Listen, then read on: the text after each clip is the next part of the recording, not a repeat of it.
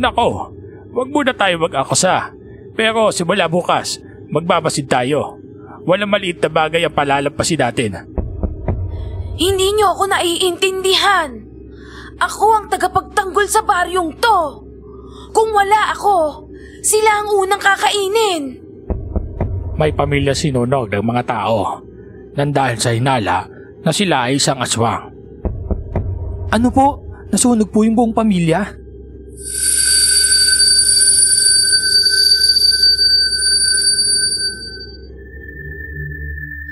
Alam nyo ba, sa ilang liblib na baryo sa Pilipinas, naniniwala silang ang mga buntis daw ay maselan, madaling lapitan ng mga nilalang na hindi natin nakikita. Kaya't mahalaga raw ang dasal, pangontra at pagsunod sa mga pamahiin. Pero, paano kung ang taong inaasahan nating mag-alaga at magligtas sa mga buhay ng sanggol ay siya pala ang dahilan ng kapahamakan? Magandang gabi po, Miss France. Ako nga po pala si Jojo, isang simpleng magsasaka mula sa Capiz. Gusto ko pong ibahagi ang isang kwentong matagal nang tinatago sa katahimikan ng aming baryo. Noong panahon na ipinagbubuntis pa lamang ng aking asawang si Rina ang aming panganay na anak na si Abby. Bago natin simulan ang kwento ni Jojo, napansin po namin na halos lahat ng nanonood sa ating channel ay hindi pa nakasubscribe. Kaya huwag kalimutang mag-subscribe at i-click ang notification bell bilang suporta sa ating channel. Ngayon, handa ka na bang makinig?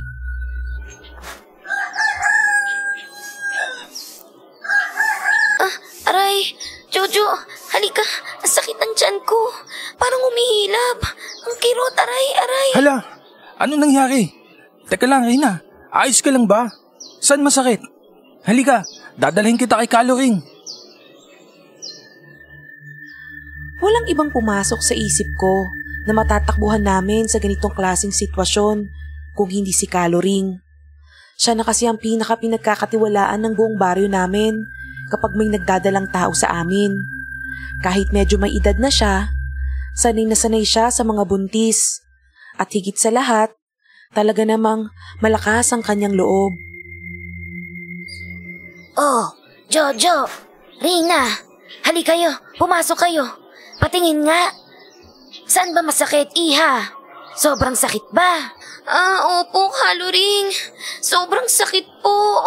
Kumikirot. Tinignan niya ang tiyan ni Rina. Hinimas-himas niya ito ng konti. Parang pinakikiramdaman kung kalmado pa ang sanggol sa loob. Ay, ne. Okay naman ang anak mo. Maliksi lang talaga. Huwag ka na lang munang magbubuhat ng mga kung ano-ano. Mga 2 linggo pa yan siguro. Maraming salamat po, Caloring. Malaking ginhawa po sa amin to. Simple lang ang buhay namin dito sa probinsya. Tahimik. At kapag may buntis sa baryo, isa lang ang nilalapitan ng lahat. Si Caloring. Kumodro na kasi siya. Magaan ng kamay. At wala pang nasisira sa ilalim ng pangangalaga niya. Noong pauwi na kami, bigla kaming may nakita sa gilid ng daan. Sa ilalim ng puno ng mangga, may babaeng nakasandal, payat na payat, at nakasako ang mga gamit. Mukhang marungis, nakatitig lang sa lupa. Pero alam mong aware siya sa paligid niya. Jojo, tingnan mo oh. May matanda dun sa may puno. Hala, kawawa naman. Baka naiinitan na siya dito. Sobrang tirik pa naman ng araw. Halika, tulungan natin. Nako, huwag ka nang lumapit dyan. Hindi naman natin kilala yan eh. Tsaka buntis ka oh. Baka mamaya may masamang balak yan. Pero, kawawa naman. Saglit lang. Ale? Ayos lang po ba kayo? Parang ngayon ko lang po kayo nakita. Matulungan niyo sana ako. Sa malayong probinsya ako nang galing. Kaya lang, naiwan kasi ako ng bus na sinasakyan ko. May binili lang ako sa tindahan. Pero pagbalik ko, wala na yung bus. Kaya, Naliligaw na ako. Hindi ko na alam kung nasaan ako. Hindi naman ako masamang tao. At kumadrona nga pala ako. Niyaya ko na agad si Rina na umalis. Hindi naman kasi namin siya kilala. At natakot ako na baka kung anong klaseng tao ba siya. Naninigurado lang ako. Lalo na sa kaligtasan ng mag-ina ko. Tumuloy na kami sa pag-uwi ng bahay. Pero habang papalayo kami, ramdam ko pa rin yung mga mata sa likod namin. Tahimik lang siya, pero may bigat ang tingin niya. Kinagabihan, habang patulog na sana kami ni Rina, may bigla kaming narinig na kumalabog at may gumalaw sa direksyon ng bahay ni Caloring. Tulong! Tulungan niyo ako! Jojo! Tulong! Ano yun? Narinig mo ba? Parang may ingay sa labas Ha? Wala naman Hindi ko naman narinig. Baka guni-guni mo lang yan. O baka naman pusa o hayop lang sa labas. Hindi. Sigurado talaga ako, Jojo. May narinig talaga ako. Parang sumigaw galing dun. Sa may direksyon galing sa bahay nila Caloring. Tignan mo naman sa bintana. Dalian mo. Oo na, sige na. Titignan ko na. Wala naman Sarado na yung ilaw dun sa bahay ni Caloring. Baka naman pusa lang yun dun sa talahiban. Ganun ba? Wala ka ba talagang nakita dyan? Sige na nga. O halika na, bumalik ka na sa pagtulog mo. Pasensya na at ginising pa kita. Pero narinig ko kasi talaga yun Kinaumagahan, habang nag-aalmusal kaming pamilya sa bahay, may biglang sumigaw na kapitbahay sa kalsada. Mga kapitbahay, tulong! Si Caloring! May nangyari kay Caloring! Biglang nagulat kami sa narinig namin at nagkatinginan kami ni Rina. Ano daw? Sino yung sumisigaw? Jojo, si Caloring daw. Parang may masamang nangyari. Tingnan nyo nga. Baka yun yung narinig natin kagabi. Ay, Jojo, halika. Samahan mo ako. Tignan natin kung ano yung mga pinagkakaguluhan ng mga kapitbahay natin. Agad naming pinuntahan ni Tatay Fidel ang bahay ni Caloring. Pagdating namin, natagpuan namin siyang nakahiga sa papag, nanlalamig, wala ng buhay. Sabi ng kapitan, mukha daw bangungot at inatake sa puso. Nanlumo kami ni Tatay Fidel sa nakita namin. Napalapit na rin kasi sa amin si Caloring. Siya lang ang kumadrona sa baryo. Kaya naman lahat ng buntis sa kanya dumidepende. Lahat nagtitiwala sa kanya. Pero sa likod ng kalungkutan ng buong baryo ay ang pangamba. Lalo na ng mga buntis na taga sa amin. Kasi sino na lang ang magpapaanak sa kanila. Pagkatapos ng libing ni Caloring, isang lungkot ang bumalot sa buong baryo. Tahimik ang gabi, walang iyakan, pero ramdam mo, natatakot ang lahat, lalo na ang mga buntis. Si Rina, nakaupo lang sa kama, habang hawak ang tiyan niya, malalim ang iniisip. Jojo, kinakabahan ako. Paano na lang ako pag nanganak na ako? Malapit na ang kabuwanan ko. Si Aling Linda rin, saka si Marites. Mga ilang linggo na lang manganganak na rin sila. Paano yan? Wala na si Caloring. Huwag ka mag-alala, Rina. Bigla ko naalala yung babaeng payat at marungis na nakita natin dun sa may puno ng mangga kahapon. Di ba ang sabi niya, kumadro na daw siya? Hindi ko rin maintindihan, pero sa dami ng dapat isipin, siya agad ang pumasok sa isip ko. Kaya naman kinaumagahan, sinabi ko na kay Tatay Fidel ang babaeng nakita namin ni Rina. Tay, nga pala, nung isang araw po kasi may pulubi kami nakita ni Rina. Sinasabi niya kumadro na daw po siya. Baka siya na po yung sagot sa problema natin. Yung babaeng payat? Yung sinasabi mo na naiwan ng bus? Oo, narinig ko na rin yan kay Aling Sela. Sige, Puntahan na natin. Opo, ayun po yon, Tay. Oo, sige. Pagkatapos natin kumain, puntahan na natin agad. Kung tunay nga siyang kumadrona, ay kailangan natin siyang kausapin. Sinamahan ako ni Tatay Fidel sa huling lugar kung saan namin nakita ang babaeng kumadrona. At ayun nga, nandun pa din siya. Sa may puno ng mangga, nakaupo sa isang sirasirang banig at nakatalukbong. Magandang araw ho sa inyo, Ale. Ako nga po pala si Fidel. Pina. Ako si Aling Pina. Narinig ho kasi namin, isa ho kayong kumadrona. Namatay na po kasi si Caloring. Ang tanging kumadrona dito sa aming baryo. Kung gusto niyo pong tumulong, malugod po namin kayong tatanggapin. Kung bukal sa loob nyo, wala namang problema sa akin. Masaya akong makakatulong sa mga buntis. At kung may matitirahan ako, kahit kubo lang, ayos na sa akin. Ay, oho. Sa katunayan, mayroong bakanting kubo doon sa may dulo ng baryo. Pwede ho muna kayo doon tumira pansamantala. Hindi ako agad nakumbinsi. Pero si Tatay Fidel, mukhang wala namang pagdududa sa kanya. At may tiwala rin naman ako sa kutob niya. At ang totoo, wala rin naman kaming ibang pagpipilian. Ilang matatanda ang nag-alok ng bakanting kubo sa dulo ng baryo. Matagal na tong walang nakatira. Puro alikabok at amoy apog. Kaya naman, sinamahan namin si Aling Pina sa nasabing kubo. Si Aling Pina naman, tinanggap niya agad. Parang sanay na sa ganong lugar. Ay, oo, sige, salamat. Hindi ko kayo bibiguin. Diyan ka na lang muna, Ale, ha? Linisin mo na lang yan. Kung may kailangan ka, sabihin mo lang sa mga tanod. Pagkalipas ng ilang araw, nagsimula ng kumalat ang balita.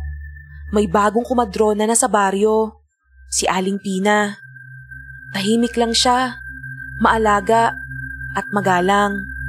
Pero sa akin, may kung anong hindi ko maipaliwanag. Kakaiba ang mga mata niya kapag natatapat sa liwanag ng araw. Kinagabihan, habang naghahanda na kami matulog ng asawa kong si Rina, sinabi niya sa akin ang alinlangan sa isip niya. Jo, sigurado ka pa dito? Parang may kakaiba kasi sa kanya. Kanino? Sinong tinutukoy mo? Yung bagong kumadrona, si Aling Pina. Wala naman tayong ibang pagpipilian. At kung totoo nga kumadrona siya, siya na lang talagang pag-asa natin.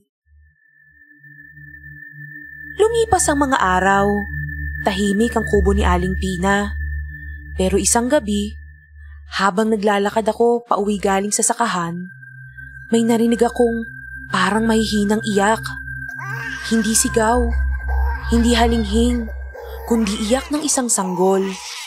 Pero wala naman akong alam na nanganak sa baryo namin. Gabi na. Sino namang may sanggol na umiyak sa likod ng ilog? Tumigil ang iyak. Parang walang nangyari. Pero mula noon, parang hindi na ako mapakali. At hindi ko pa alam na ang susunod na gabi ay ang magiging mas malala pa. Kinabukasan, isang normal na umaga lang sa aming pamilya. Sabay-sabay kaming kumain ng almusal. Ako, si Rina, si Tatay Fidel, si Nanay Aida, at ang bunsong kapatid ni Rina na si Andoy. Kumain kayo ng marami, ha? Ikaw, Rina, ayos ba ang pakiramdam mo? Hindi na ba sumasakit ang likod mo at ang balakang mo? Ang laki na kasi ng tiyan mo eh. Hindi na po masyado, Nay. Buti nga po eh. Nakikisama si baby. Saka wala na rin kasi si Caloring eh. Wala na kaming matatakbuhan kapag sumakit ulit ang tiyan ko. Oo nga, buti na nga lang din. Dahil mahirap na pag sumakit yan. Nga pala, di ba may bago na kayong kumadrona? Ang sabi nila, sa kanya na raw nagpapatingin lahat ng buntis dito sa baryo ah. Opo, Nay. Si Aling Pina po. Siya na po talagang tinuturing na bagong kumadrona ngayon. Nay, kapag nanganak po si Ate Rina, ako na po mag-aalaga sa baby niya. Kaya ko po yun. Malaki na po ako. Naku, Andoy, baka ikaw pa ang unang umiyak pag nakita mo yung baby namin. Ngayon pa nga lang, baby ka pa. Ay, naku bata ka. Kumain ka na nga lang dyan. Dami mo pa sinasabi. Pagkatapos naming kumain, naghanda na ako para pumunta sa sakahan. Si Rina naman, nagwawali sa harap ng bahay nang biglang napadaan si Aling Pina. Magandang umaga po, Aling Pina. Ay, Rina, ikaw ba yan? Nako, mukhang malapit ka ng mga anak. Mukhang kabuanan mo na. Huwag kang mag-alala. Paghahandaan ko ang araw mo. Ay, naku, maraming salamat po, Aling Pina. Nakakagaan naman po ng loob. Sana nga po, nandyan pa kayo pag dumating yung araw na yun eh. Siguro naman ay nandito pa ako noon. Basta, ingatan mo ang sanggol na nasa sinapupunan mo. Nararamdaman kong espesyal ang batang yan. Ano pong ibig niyong sabihin? Ano pong espesyal? Wala naman. Huwag mo nang isipin yon. Lahat naman ng sanggol ay may kanya-kanyang katangian. Maswerte lang ang baby mo kasi ikaw ang ina niya. O siya, mauuna na ako. Pag na lang may naramdaman ka, huwag kang mahihiyang pumunta sa kubo ko, ha? Opo, sige po. Maraming salamat, Aling Pina. Ingat po kayo sa pag-uwi nyo. Simple lang ang naging palitan nila. Pero sa tono ni Aling Pina, may kung anong tiyak sa pananalita niya. Parang alam na niya kung kailan manganganak si Rina. Hapon na nang makauwi ako galing sa sakahan nang may nasalubong akong mag-asawang nagmamadali. Halatang manganganak na ang kanyang misis. Pre, tulungan mo naman kami. Si Linda, masakit na kawan tiyan niya eh. Parang lalabas na. Oo, sige. Halika. Malapit na yung kubo dito ni Aling Pina. Pagdating namin sa kubo ni Aling Pina, agad kaming kumatok. Aling Pina! Aling Pina! Manganganak na po yung asawa ko. Sige. Papasukin na ang ina. Pero ang asawa, dito lang sa labas, ha? Bawal kayo sa loob. Ha? Hindi ako pwede pumasok. Kay Kaloing dati, okay lang na nasa tabi ako ng asawa ko habang nanganganak siya. Yun nga din ang alam ko eh. Pero baka iba ang pamamaraan ni Aling Pina. Wala kaming nagawa kundi sumunod. At makalipas ang ilang oras, lumabas na ang sanggol. Lalaki ang anak mo. Napakalusog. Tara, halika dito. Pwede mo na siyang makita. Maraming salamat po. Salamat po talaga, Aling Pina. gabi na nang makauwi ako. Dala-dala ang magandang balita. Matagumpay ang unang pagpapaanak ni Aling Pina. Nay! Tay! Rina! Success! Buhay at malusog ang baby. Tagumpay ang unang pagpapaanak ni Aling Pina. Abay, mabuti naman kung ganon. Nako, mukhang totoo ngang may alamang matanda. Oo nga po eh. Kaya mas kampante na ako ngayon kung sakaling biglang manganak si Rina. Naku, salamat sa Diyos naman, Jojo. Sana magtuloy-tuloy na ang swerte. At kapag sana ako ang nanganak, maging matagumpay din. Yun nga lang, may napansin kami kanina. Hindi siya kagaya ni Kaloring.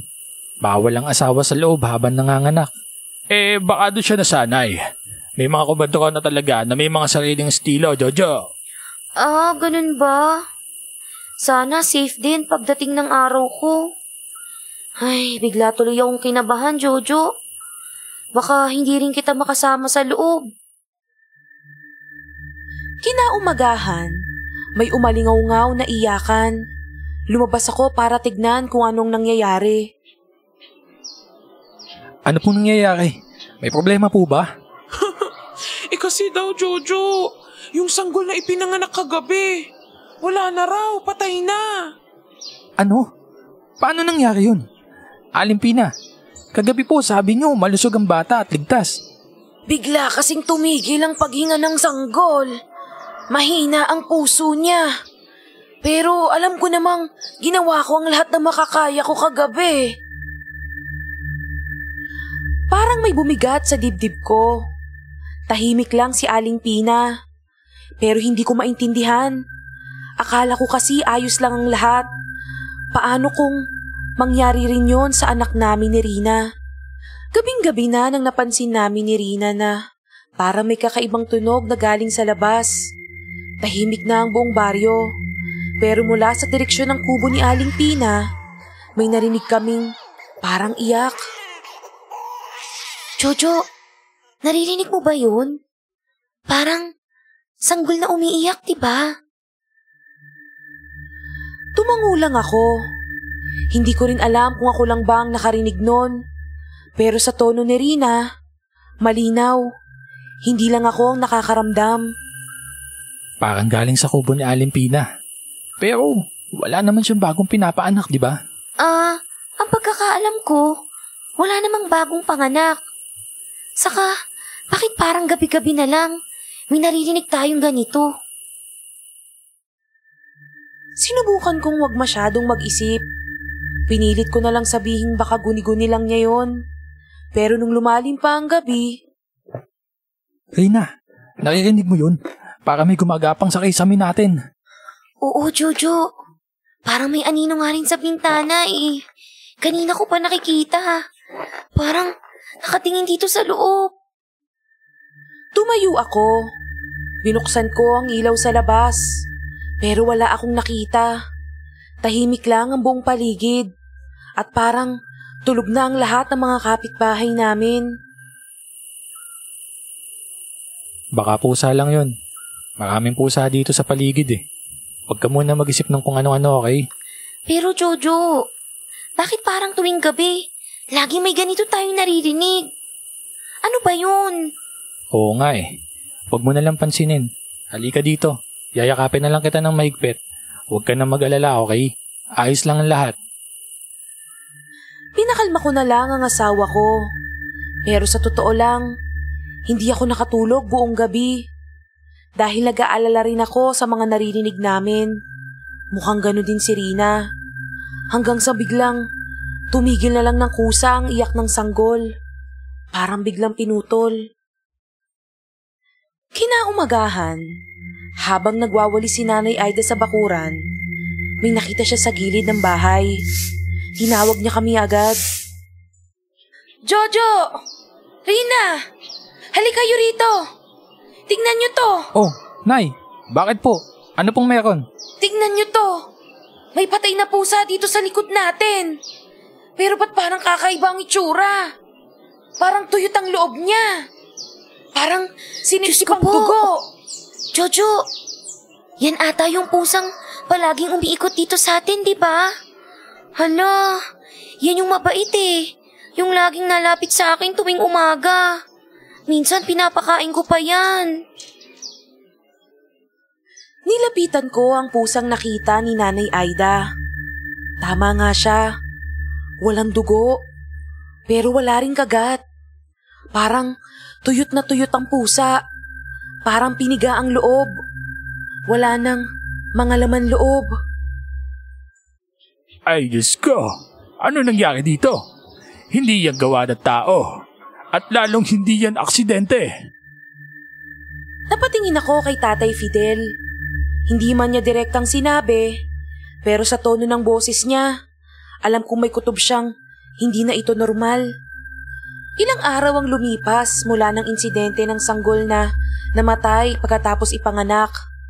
Pero hindi lang pala iyon ang huli. Sunod-sunod na ang nanganganak sa kubo ni Aling Pina. At ang mga sanggol, tila kakaiba. Jojo, napansin mo ba? Yung mga bagong silang, ba't ganun? Parang ang tahimik nila. Hindi man lang umiiyak kahit gutom. O kahit nilalamig o may nararamdaman. Oo nga eh. Akala ko nga maswerte yung mga ina nila. Pero parang may kakaiba sa mga sanggol nila, no? Hindi ko alam kung ako lang pero pag tinitignan ko yung mga sanggol sa kabila, natatakot ako. Ba't ganun? Parang mga tulala. Ang alam ko, hindi naman dapat ganun ang mga baby, diba? Hindi naman ganun si Andoy nung baby siya eh. Maliksi yun, saka magalaw. Saka kapag baby pa, laging gutom at gustong umiinom ng gatas. Pero Jojo, ito mga pinanganak ni Aling Pina, hindi sila ganun. Hindi lang kami ni Rina ang nakapansin. Maging ang ibang mga nanay sa baryo. Nagsimula ng pag-usapan ng pagiging masyadong tahimik ng mga sanggol nila. Walang huni, walang kilig, wala ring ngiti ang mga baby. Parang hindi sila tunay na mga sanggol. Kinatanghalian, inutusan ako ni Nanay Aida na bumili ng asin at toyo sa tindahan. Habang nag-aabang ako ng sukli, narinig ko ang usap-usapan ng mga kabaryo namin na nasa tabi. Uy, Linda, nakita niyo ba yung anak ni Aling Celia? 2 linggo na pero hindi pa rin umiimik. Ni hindi nga umiiyak eh. Oo nga eh, napansin ko rin yon. Baka naman may diferensya yung bata. Hindi eh, malakas kumain. Pero parang hindi sanggol. Tahimik, nakatitig lang, saka hindi rin gumagalaw. Parang pinagmamasdan lang lagi yung nanay niya. Nakinig lang ako, pero hindi ko kinausap pa ang mga matatanda. Aaminin kong medyo nabahala ako sa narinig ko. Araw-araw kasing may bago na namang ipinapanganak si Aling Pina. At habang dumadami ang kanyang mga pinapaanak, dumarami rin ang sanggol na parang mga kakaiba. May mga sanggol din na namamatay agad. Sabi niya, mahina lang daw ang puso. Minsan daw premature. Minsan din, hindi na lang bigla humihinga paglabas. Pero hindi ko maiwasang magtaka. Bakit parang paulit-ulit ang nangyayari? At parang may pattern ng mga kaganapan. Isang gabi, habang pauwi ako mula sa sakahan, nadaanan ko ang maliit na libingan ng mga sanggol sa may tabi ng simbahan. Napahinto ako. Parang may bubungkal at saka tinabunan lang ulit ang libingan. May mga ilang bato rin na hindi nakaayos ang lagay. May mga krus din na nakatumba. At ang hangin, may amoy. Parang bulok, pero hindi galing sa hayop. Hindi ako sigurado pero ang pagkakaalam ko, ilang araw na ang nakalipas ng ilibing ang mga sanggol dito. Pero bakit parang sariwa pa ang lupa? Parang hinukay at binalik lang ulit ang lupa. Bakit ganito? Diyos ko, parang may humukay sa mga libingan na to ah. Tumakbo ako pa uwi. Hindi na ako lumingon. Dumiretso ako sa bahay. Sobrang bigat ng dibdib ko. At sobrang bilis din ng tibok ng puso ko. Pero habang papalapit ako sa bahay... Oh, Jojo, anong oras na? Ginabi ka naman yata sa sakahan. Tsaka bakit parang hingal na hingal ka naman yata? Ano ba nangyari? Kasi po nung pauwi po ako, nadaanan ko po kasi yung libingan sa may simbahan. Parang hinukay yung mga libingan ng sanggol eh. Tapos ibinalik lang ulit yung lupa. Abay, sigurado ka ba dyan, Jojo? Oo tay, sigurado po ako. Hindi ko alam kung hayop lang ang dahilan. Pero tay, iba yung pakiramdam ko eh. Iba yung nakita ko. O siya, pumasok ka sa loob, Jojo. Bukas, mag-usap tayo. Tumangulang ako. Pero mula sa tono ng boses ni Tatay Fidel, alam kong hindi na to basta-basta lang. At kinabukasan nga, siya na mismo ang lumapit sa akin. Maagang maaga pa lang, lumapit na agad si Tatay Fidel sa akin at inabutan ako ng kape. Tahimik siya nung una. Pero nang kami na lang ang magkausap, bigla niyang binuksan ang isang kwento na matagal na palang nakatago. Jojo, matagal na tahimik ang lugar natin. Akala namin, tapos na ang bangungot ng nakaraan. Pero sa mga narinig nating iyak ng mga sanggol sa gabi, at mga pusa tuyot, at mga sanggol na tila walang kaluluwa, mukhang may bumalik. Ano pong ibig niyong sabihin, tay? Mahigit 50 taon na nakalipas. Sa kabilang baryo, may pamilya sinunog ng mga tao nang dahil sa hinala na sila ay isang aswang. Hindi basta chismis iyon, Jojo. Ako mismo. Kasama ako noon sa mga nagbantay nung gabi ng sunog. Ano po? Nasunog po yung buong pamilya? Pero sa pagkakatanda ko, isa lang ang nakatakas. Isang bata babae pa doon. Mga 7 taong gulang. Wala nakakita kung saan siya tumakbo. Wala nakakaalam kung sino siya. Pero mula doon, nawala na ang kaso ng mga alingaw-ngaw. Wala na sanggol na nawawala. Wala ring hayop na natutuyot. At lalong wala natatagpo ang patay na walang laman loob. Pero tay, bakit po ngayon? Bakit parang bumabalik lahat? Ang ibig niyo pong sabihin, mukhang bumalik ulit ang mga aswang na yun? Ay, hindi na balakit sa isip ko, Jojo. At yan ang kinakatakot ko. Hindi ko alam kung aksidente lang ang lahat ng ito o may bumalik talaga para tapusin ang nasimulan nito. Wala siyang pinangalanan. Wala din siyang direktang sinabi. Pero mula sa bigat ng kanyang boses at ang lalim ng kanyang mga mata, alam kong may takot na bumabalik sa kanya. At para bang may aninong nagsisimulang gumising muli sa baryo namin. Hindi ko pa alam ang totoo. Pero ang sigurado ako, may dapat kaming bantayan. Kinaumagahan, nagising ako sa daing ni Rina. Sumasakit daw ang tiyan niya, kaya agad ko siyang sinamahan kay Aling Pina. Doon, may pinainom sa kanya. Aray, ang sakit. Aling Pina, parang humihilab na po yung tiyan ko. Sobrang sakit po. Ganun ba? O sige, halika dito. Umupo ka dyan, iha. Saglit lang. May ihahalo lang akong halamang gamot. Pampalakas to at pampawala ng sakit. Teka, sigurado po kayo, Aling Pina. Baka kailangan po ng hilot o gamot po talaga. Jojo, mas matagal pa akong nagpapaanak kesa sa edad mo. Sigurado akong pag uminom lang si Rina nito, magiging maayos din ang lahat. Huwag kang mag-alala. Ganun po ba? Pampalakas po to, diba? Wala naman pong masamang epekto sa baby namin. Wala, iha. Isang inuman lang. At sigurado ako, bukas, parang wala ka nang mararamdamang kahit anong sakit. Walang pag-aalinlangang ininom ni Rina ang halamang gamot. Ako naman, kahit may kutob, wala akong nasabi.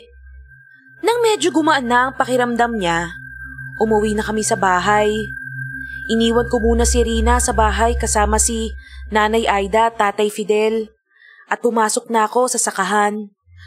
Pagdating ng tanghalian, nagsalo kami ng mga kasama ko sa simpleng tanghalian sa ilalim ng puno.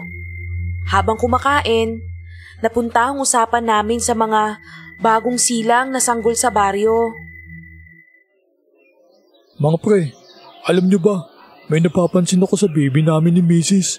Hindi umiyak kahit gutom. Parang hindi marunong dumede. Ay, oo, kami rin. Lagi tulala yung anak namin. Hindi umiyak, hindi natutuwa.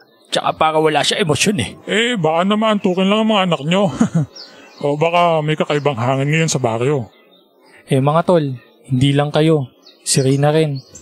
Napansin niya na parang wala sa sarili ang mga sanggol ng kapitbahay.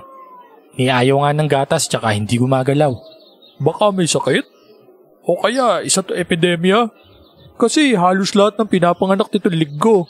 Ganun na asal eh. Hindi ko sinabi, pero habang nakikinig ako, bumikat ang dibdib ko. Karamihan sa mga sanggol na yon, si Aling Pina ang nagpaanak. Kinagabihan, habang kumakain kami ng hapunan sa bahay. Tay, Nay, may babalita po ako. Kanina po sa sakahan, habang tanghalian po namin, pinag-uusapan ng mga kasama ko yung mga anak nila. Oh, ano sabi? Sabi nila, parang lahat ng sanggol hindi umiiyak, wala emosyon, tsaka ayaw didihin yung gatas nila. Tay, halos lahat ng sanggol na yon, si Aling Pina ang nagpaanak. Nako, baka naman may kumakalat na sakit sa baryo natin. Dapat mapatingin na agad sa senter ang mga sanggol na yan. Hindi na to normal. Parang ganun nga rin yung nararamdaman ko eh. Jojo, Parang may mali talaga. Iba ang mga sanggol ngayon. Hindi na sila parang mga sanggol. Nay, Tay, hindi ba dati may mga kwento na ganyan din? Yung nawawala ang kaluluwa ng sanggol? Nako, wag muna tayo mag-akusa. Pero simula bukas, magbabasid tayo. Walang maliit na bagay ang palalampasin natin. Sa hapunang yon, nagsimula kaming lahat magduda. Pero wala pa rin naman kaming matibay na ebidensya. Ang alam lang namin, may kakaiba sa mga sanggol at may kakaiba rin kay Aling Pina. Kinabukasan, naging masaya at tahimik ang buong baryo. May isa na namang nanganak, si Aling Lorna, yung bagong lipat na buntis dito sa baryo namin. Si Aling Pina ulit ang kumadrona. Matagumpay ang panganganak. Malusog ang bata. Ayos ang ina. Salamat sa Diyos. Ligtas silang pareho. Nako, buti na lang talaga may Aling Pina tayo dito sa baryo natin. Oo nga, laging matagumpay kahit walang doktor. Naku, buti na lang talaga may Aling Pina tayo, no? Lagi siyang handa. Kahit wala pang ambulansya o midwife dito sa baryo natin, kayang-kaya ni Aling Pina. Naging normal ang buong araw. Nagtrabaho kami sa sakahan. Tapos, nakisaya pa kami sa simpleng handaan na birthday ng isa naming kasama. Hindi ko namalayan, ginabi na pala ako ng uwi. Habang naglalakad ako pa uwi ng bahay, nadaanan ko yung madamong bahagi sa likod ng bahay ni Aling Pina. Sobrang dilim, tahimik, pero parang may narinig akong kakaiba. May babae akong nakitang nakaupo at may dalang bongbong. At Diyos ko, may kinakain siya. Parang inuna ng sanggol. Aling Pina? Napaatras ako. Ang balat niya parang nangingitim sa dilim at ang mga mata kulay pula. At kahit hindi klaro, pakiramdam ko nakatitig siya sa akin. Hindi na ako lumingon. Diretso akong umuwi. At kinabukasan, agad kong sinabi kay Tatay Fidel ang lahat. Tay, gising na po ba kayo? Pwede po ba kayong makausap? May sasabihin lang po sana ako. O sige, saglit. Hintayin mo ako sa kusina. Sige po, Tay. Ano ba yun, Jojo? May problema ba? Tay, nakita ko kagabi nung pauwi ako galing kila paring Randy. Napadaan po kasi ako sa likod ng kubo ni Aling Pina. Si Aling Pina po, nasa dilim. Parang kumakain siya ng inunan. Ay, Diyos ko po. Sigurado ka ba dyan, Jojo? Opo, Tay. Sigurado po ako. Kung gano'n, wala na duda. Hindi lang to basta kumadrona si Aling Pina. Hindi to normal. Mukhang dumating na ang kinakatakutan natin. Ano pong gagawin natin, Tay? Simula ngayon, kahit ano ipainom ni Aling Pina kay Rina, huwag niyo iinumin. Pero, kailangan ko makasigurado kung anong ginagawa niya sa mga sanggol. Aray, Jojo! Tatay Fidel, tulungan niyo ako. Sakit ang tiyan ko. Manganganak na ata ako. Rina, saglit lang. Tay, anong gagawin natin? Dadalhin pa ba natin si Rina kay Aling Pina? Diyos ko! Teka, mag-iisip ako. Sige, tara na. Dalhin na natin siya. Pero sasama ako. Ngayon, alam ko, mataas na ang kutob ni Tatay. Kahit tahimik siya, halata sa mata niyang may takot. Halika na, Rina. Dadalhin ka na namin. Sasama ako. Rina, ito ulit yung pinainom ko sa'yo nung huli. Pampalakas lang to. Normal lang na sumakit ang tiyan mo. Malapit ka na kasing manganak. Ganun po ba? O sige po. Inilabas ni Aling Pina ang tinatawag niyang halamang gamot. Pero kakaiba ang titig ni Tatay Fidel. Para bang may mabigat siyang kutob. Aling Pina, pwede ho ba makahingi ng tubig? Ang init po kasi. Sige. Sandali lang. Ikukuha ko kayo ng maiinom. Jojo, bilisan mo at tignan mo ang kulay at amoy ng gamot na iyan. Opo, Tay. Iha, wag mo inumin dyan. Hindi yan para sa tao, para sa pinapalaki. Ha? Ano bang ibig sabihin nyo, Tay? Uuwi na tayo, ngayon na. Agad kaming umalis sa kubo ni Aling Pina at dumaretso ng uwi ng bahay. Tay, ano nakita nyo? Hindi lang ba halamang gamot ang pinapainom ni Aling Pina? Yung pinapainom niya kay Rina, hindi yung panggagabot. Aboy dugo, kulay abo. Hindi siya basta maghihilot. May ginagawa siya masama. Ano na pong gagawin natin? Kailangan tayong maghanda. Simula ngayon, hindi na natin siya pagkakatiwalaan.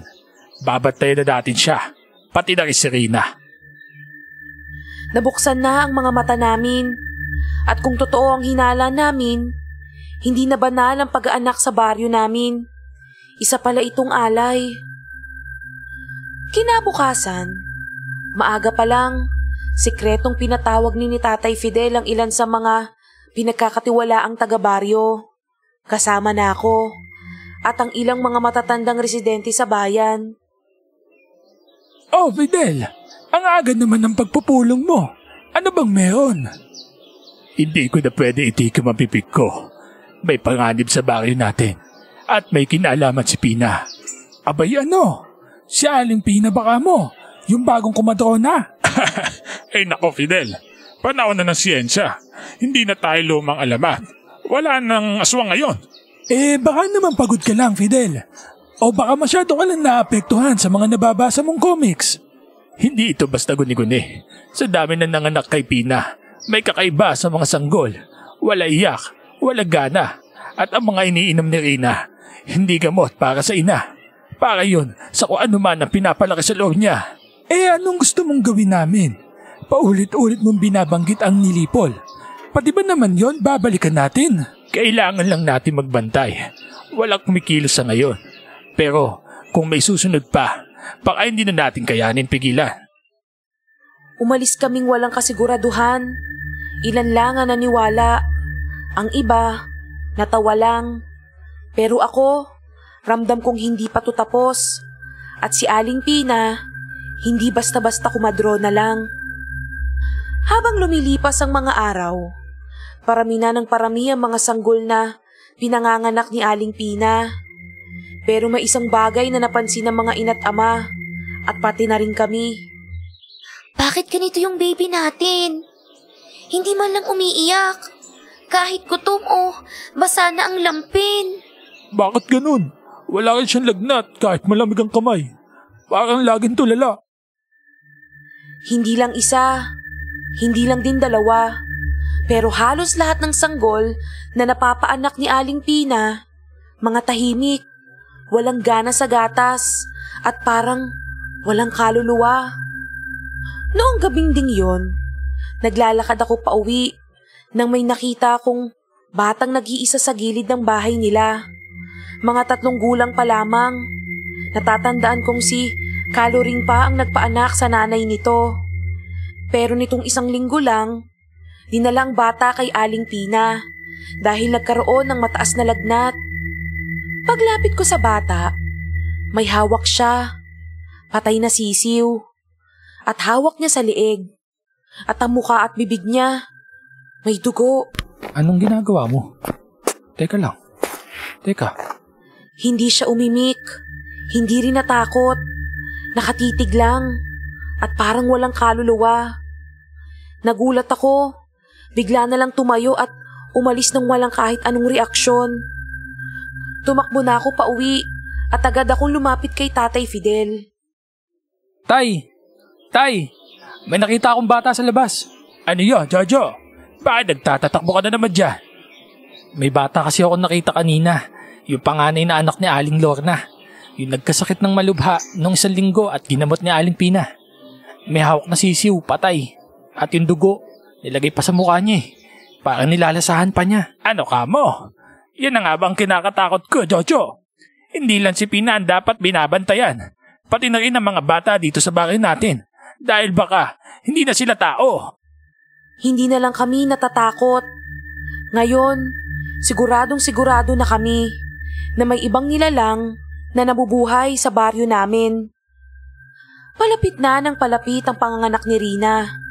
Ramdam na rin namin ang panganib. Kaya't gabi-gabi na siyang pinapantayan ni Tatay Fidel. At ako. Jojo, siguraduhin mo nasa ilalim ng papag ang asin at buntot ng pagi. Opo, Tay. Nasa loob po ng bote yung asin at yung buntot ng pagi. Eto, oh. Jojo, Tay, parang may nakikita akong anino dun sa bintana, oh. Tumahimik kaming lahat. Tapos, napansin ko yung bintana. Tama si Rina. Parang may aninong dahan-dahang sumisilip. Tay, may sumisilip sa bintana. Huwag ka gagalaw. May nakita kaming hugis ng babae. Mahaba ang buhok, pero may kakaiba sa kilos niya. Nung napansin niyang may buntot pagi at asin sa ilalim ng papag, bigla na lang siyang umatras. Wala nang isang salita, walang ingay. Pero siguradong si Aling Pina yun. Diyos ko, nakita niyo rin ba yun? Jojo, natatakot ako. Tay. Oo, nakita din namin nyo, Rina. At hindi na to basta haka-haka. Talaga may binabalak siya. Hindi siya makakapasok dahil sa mga gamit sa ilalim. Tama po ba, Tay? Tama yon. Pero hindi ibig sabihin ay ligtas na tayo. Kung lalaban siya, baka may iba pa siyang paraan. Simula ng gabing yun, hindi na kami natulog ng sabay. Palitan na ang pagbabantay namin kay Rina. Dahil alam naming hindi lang pangkaraniwang panganib ang posibleng dumating, kundi isang nilalang na naghihintay lang na umatake. Kinabukasan, kumalat na ang balita. May mga taga-baryo na nakakita kay Aling Pina kagabi sa likod ng kubo niya. At tila may kinakain na namang inuna ng sanggol at lamang loob. At ngayon, hindi na lang kami ang nakakaalam. Hindi na tayo pwede manahimik. Aswang siya at niloko niya tayo. Pero tinulungan niya yung asawa ko nung mga anak. Kung hindi dahil sa kanya, baka patay na sila eh. Halos magkahati ang mga opinyon ng taga-baryo. Yung iba, takot. Yung iba naman, desperado. Pero kami, alam na namin ang totoo. Hindi kaya may ginagawa siya kung ano sa mga sanggol na pinapaanak niya. Kasi lahat ng pinapaanak niya ay kung hindi man namamatay, ay parang may mga sapi yung mga bata. Wala sa sarili. Mukhang tama nga ang sinasabi niyo, Fidel at Jojo. Mukhang bumalik na ang mga aswang sa lugar natin. Kaya wag na dapat tayo magsawalang bahala. May gawin na dapat tayo. Baka sa susunod, lahat ng bata sa bahay natin maging kagaya na niya. Ako rin. Naalala ko nang humingi ng tulong sa kanya si Lorna. Ilang araw lang, lumamig na ang anak ko. Parang walang sigla. Akala ko himala. Ngayon alam ko na, may kapalit pala. Pati nga po yung anak ko eh. Tahimik lang, hindi umiiyak. Baka hindi ko na anak yun. Baka kung ano na ang ginawa ni Aling Pina sa anak ko. Doon na naniwala ang karamihan na hindi na lang to kwento. May nakita na sila at meron na ring nawalan. At ngayon, alam na nila ang totoo at hindi na kami nag-iisa sa laban naming ito. Nung araw ding yon, sinabihan na ako ni Tatay Fidel na maghanda. Mukhang ito na ang araw ng paglusob namin sa komadron ng aswang na yon. Jojo, bitbitin mo na ang buntot ng pagi at ako nang bahala sa orasyon. Opo, Tay. Pumasok kami sa kubo ni Aling Pina. Pero ang bumungad sa amin, hindi ko malilimutan. Tay, ano to? Ano to? Diyos ko po. Sa loob ng altar, may mga laman loob ng sanggol. Parang inalay. May mga palaspas, durog na buto, at isang larawan. Larawan ni Rina. Si Rina ang susunod niyang aalayan, Tay. Hindi tayo papayag. Jojo! Fidel! Anong ginagawa niyo rito? At bakit may mga dala kayong ganyan? Alam na namin kung anong klaseng nilalang ka, Pina. Hindi niyo ako naiintindihan. Ako ang tagapagtanggol sa baryong to. Kung wala ako, sila ang unang kakainin. Pero ikaw ang kumain sa kanila.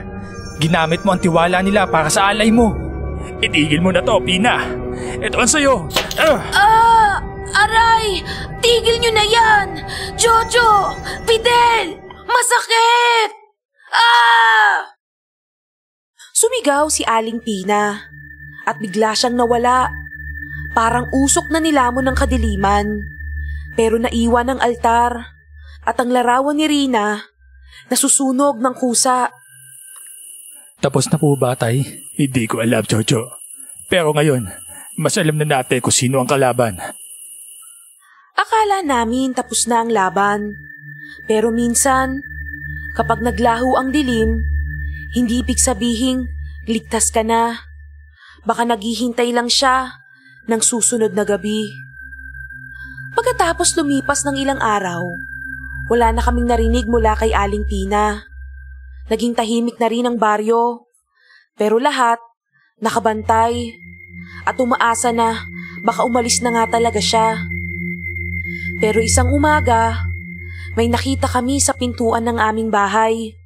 Isang papel na nakadikit sa kahoy at mukhang sinadyang iwan sa bahay namin. At ang nakasulat sa papel, Kung akala nyong naitaboy nyo na ako sa inyong baryo, nagkakamali kayo. Kasi hindi nyo na mapipigilan ang pagdami ng susunod na henerasyon ng aming lahi. Sa mga salitang yon, may gumapang na lamig sa katawan ko. Parang hindi yun paalam, parang babala. Kinagabihan, may narinig kaming kalusko sa labas ng bahay. Akala namin hayop lang, pero nang sumilip kami ni Tatay, Tay, may mga bata sa harap ng kubo ni Aling Pina. Mga nakatayo lang, nakatitig sa kubo, at lahat sila hindi ko kilala eh. Pare-pareho ang itsura, maputla, wala emosyon, at sabay-sabay silang nakangiti. Parang mga hindi bata o tao, Tay. Di ba, wala naman na si Aling Pina dun? Mukhang hindi na sila normal na bata, Jojo. Hindi nagaling sa biyaya ng Diyos ang mga yan. Mga nilalang silang iniluwal, pero hindi sila mga tao.